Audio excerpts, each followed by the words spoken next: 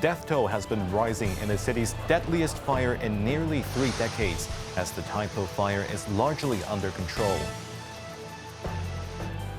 Affected residents who are now swamping the temporary shelters are pledged a relief payout of $10,000 per household by the government.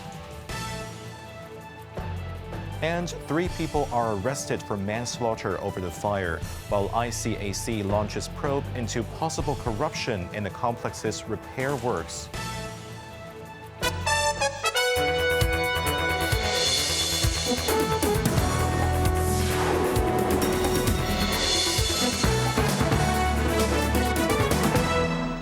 Good evening. You're watching Cable News. I'm Jeremy Zhu. The death toll in the disastrous estate fire in Tai Po has pushed to dozens, marking one of the deadliest blazes in Hong Kong. Firefighters have brought all 7 buildings on fire under control and will continue their rescue operations. However, as many more residents are still unaccounted for, families tearfully await the news of their loved ones. Jamie Liu begins our coverage. The inferno engulfing almost the entire Wong Fuk Court has killed at least 65 people and injured 70 others, with many more still unreachable. The Indonesian Consulate General confirmed 2 Indonesian nationals died and 2 others were injured, all of them foreign domestic helpers. After burning for more than 24 hours, parts of the bamboo scaffolding clung on, but the exterior was charred and the green mesh netting mostly vanished. The fire service has brought the 7 buildings in flames under control, and 8th block remained unaffected.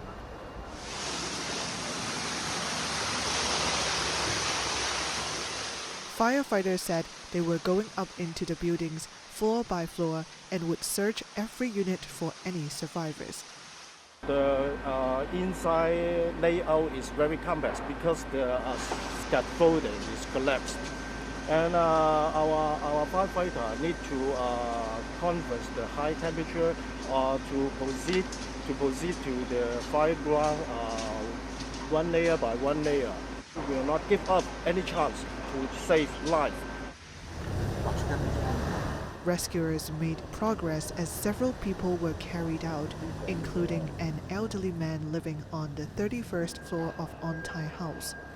However, there was gloom and doom at temporary shelters as hundreds of residents lined up, waiting anxiously for their turn to look at photos to identify bodies recovered at the scene.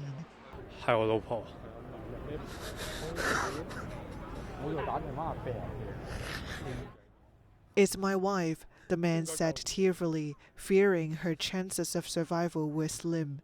He added that he had pleaded repeatedly with firefighters to rescue her, but they could not reach her.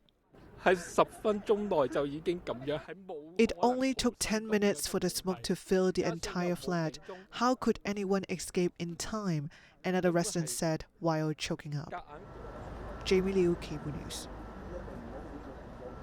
Relief efforts for the city's worst fire in decades brought out the best in Hong Kong, with government teams joined by tireless volunteers and compassionate residents, offering hope and a helping hand to those devastated by the tragedy. Major corporations and charities also responded with donations. Cheryl Yun reports. Temporary shelters sprang up at nearby school campuses, giving evacuees a safe roof over their heads. Ordinary citizens rallied without hesitation, compiling lists of the missing to aid the search. I've gathered flat numbers of those still missing and passed them to police and fire services. I hope to race against time to save whoever we can, one by one, said this volunteer. Heartwarming piles of donations, food, water, clothes, bedsheets piled up at the site. Volunteers made endless trips delivering supplies to exhausted firefighters and frontline heroes. I've been here since midnight, one volunteer shared warmly. As a Hong Konger, I can't just stand by. Our city needs us and we're answering the call together. Major corporations and charities also poured in generosity.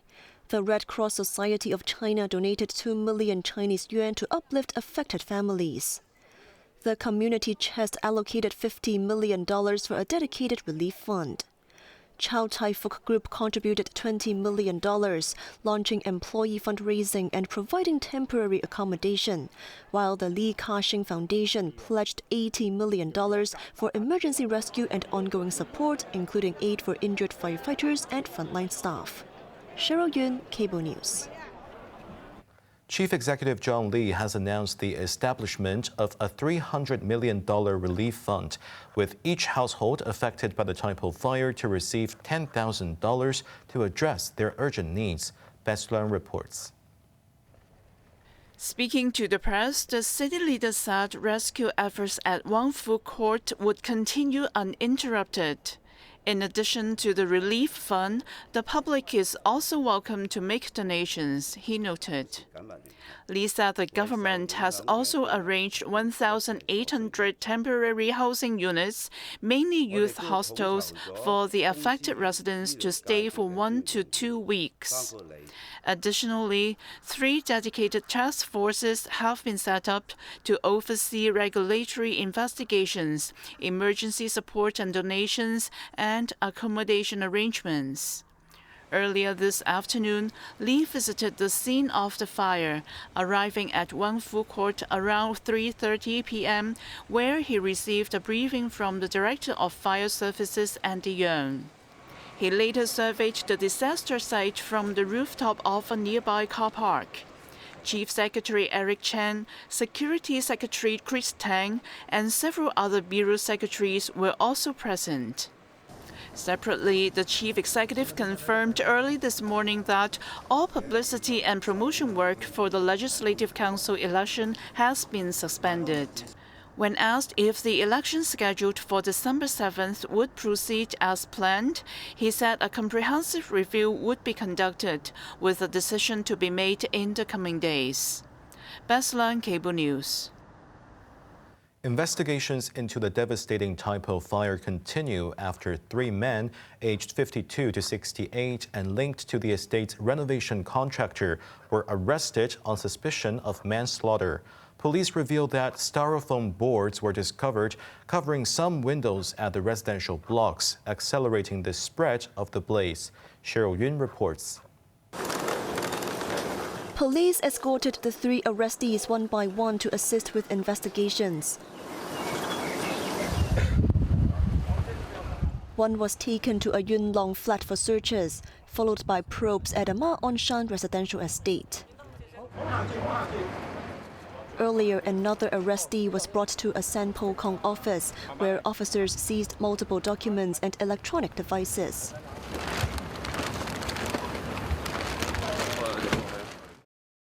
The number 5 alarm fire in Wang Fu Court spread to 6 other residential blocks in a matter of hours. Acting on intelligence from the Fire Services Department, police targeted the construction firm's 2 directors and 1 engineering consultant. Senior Police Superintendent Eileen Chung said there are reasonable grounds to believe the construction firm's serious negligence contributed to the disaster. She noted that styrofoam boards were discovered outside some windows on each floor near the lift lobbies in the buildings, which are highly flammable materials that could be the reason for the blaze's rapid spread. Authorities said further examination will be conducted into whether the foam breached regulations. Meanwhile, external safety nets and waterproof tarps on the building's facades also raised red flags for non-compliance with fire-resistant standards. Authorities have not ruled out probing subcontractors and workers for involvement as well. Separately, the Independent Commission Against Corruption also launched a task force to investigate suspected corruption in Wang Fu Court's maintenance projects, citing the deadly fire's significant public interest. Cheryl Yun, Cable News.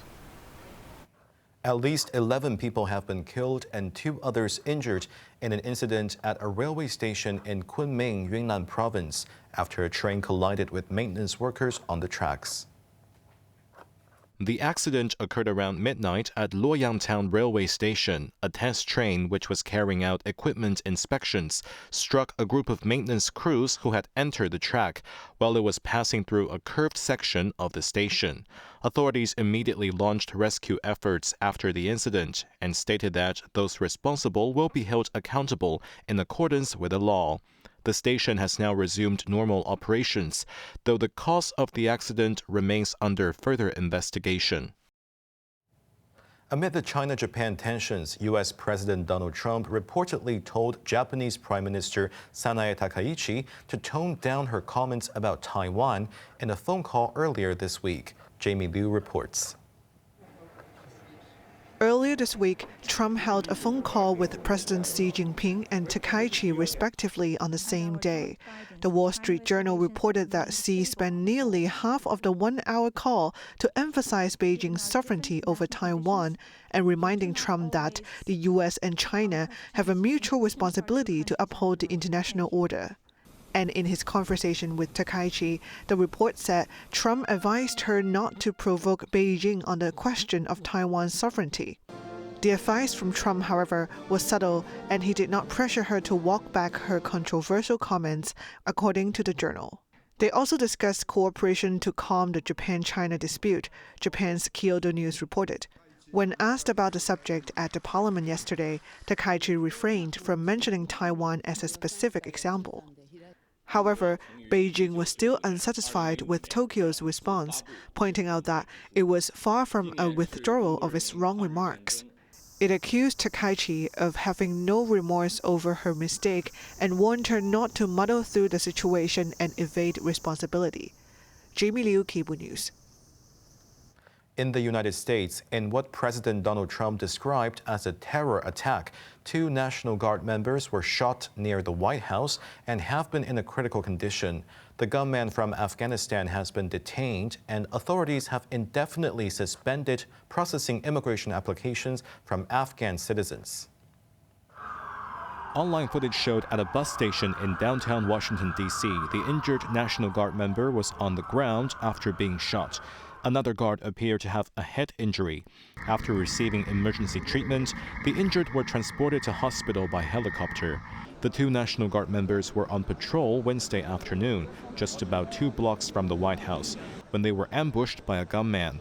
Colleagues on duty nearby heard the gunshots and rushed to assist, engaging the assailant in a firefight and ultimately subduing him. Police initially believed he acted alone and are investigating the motive. The Department of Homeland Security stated that the gunman is a male Afghan citizen who entered the U.S. in 2021 seeking asylum. President Trump described the gunman as an animal, vowed he would pay a very steep price, and ordered an additional 500 National Guard members to be deployed to Washington. This heinous assault was an act of evil, an act of hatred, and an act of terror. It was a crime against our entire nation. It was a crime against humanity.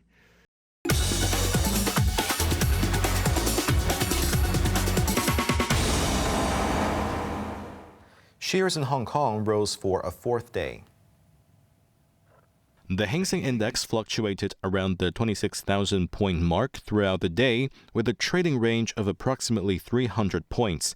It closed 17 points higher at 25,945, with turnover reaching $204.7 billion. The U.S. Department of War is reportedly considering adding companies such as Alibaba and Baidu to a list of firms assisting the Chinese military. Alibaba and Baidu shares fell by 2% and 1% respectively. Multiple mainland ministries announced plans to boost consumption, including support for the intellectual property economy, boosting PopMart to surge nearly 7% to emerge as the strongest blue-chip performer. Rumors said Anta Sports is considering bidding for Puma, sending its shares up 1%. Separately, online information indicated China Taiping Insurance underwrote comprehensive property insurance for Wangfu Court. China Taiping shares plunged as much as 8% before closing down around 2%. On to the weather now. Very dry, cloudy periods at first. Cool tomorrow morning.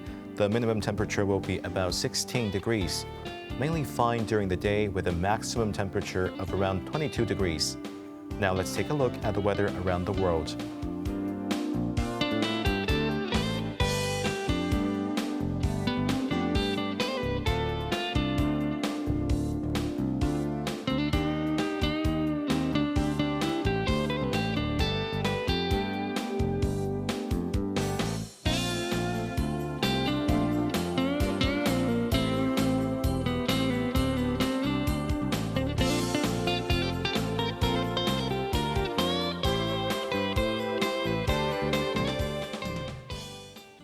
That's our news tonight. I'm Jeremy Ju. Thanks for watching. Good night.